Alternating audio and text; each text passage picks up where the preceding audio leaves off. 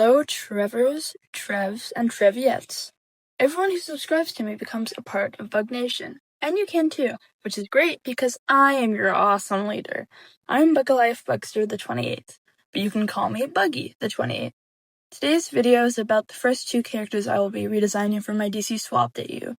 I decided since Batman and Robin are such an iconic duo, I would do them first.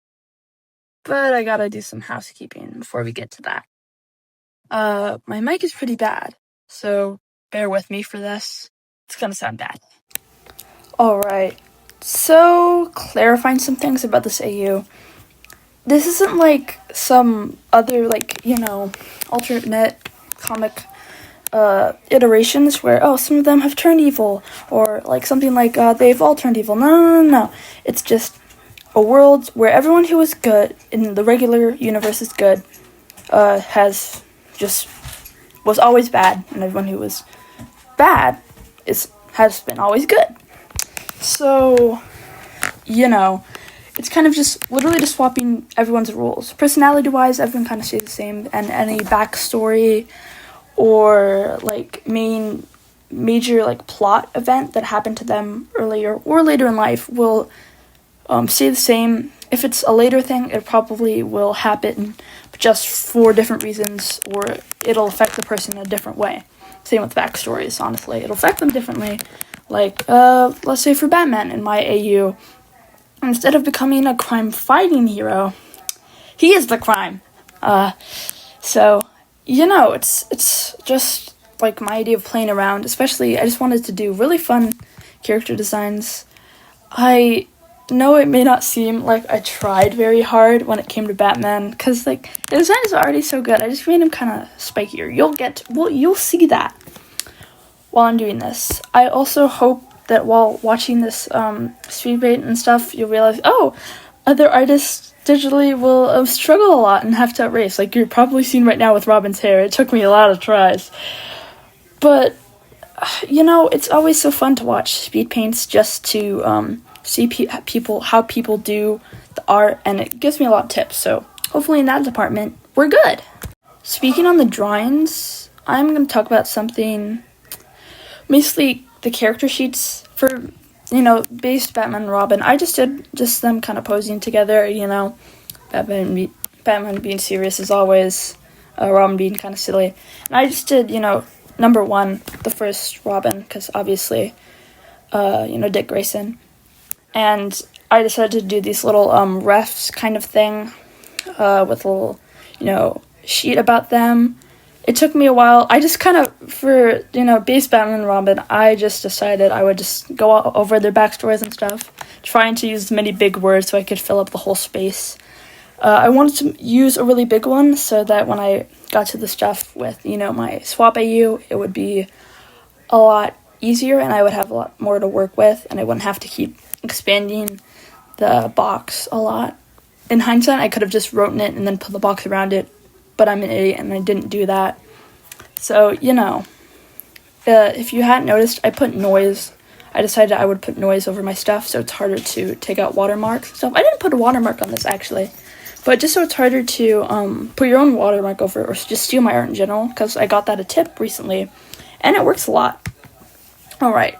Onto the evilness. So, like I was saying a little bit before, in this version, Batman, when he watched his parents die, it changed him into a worse person. Generally pretty evil, horrible guy. And I know sometimes in iterations, they try to make Batman be like, he was like this abusive dad. He's not. In this version, he is actually, though. Skip to... If you get kind of triggered by this, because I'm going to go into it a bit with, Robin and stuff. So if you don't like that, take care of yourself and skip, or just go off, because go watch something more lighthearted, because go off, queen. Okay, so I'm going to get into it now. Batman, in this version I'm calling him just Bat, or the Bat, because it's a little more sinister, edgier, I guess.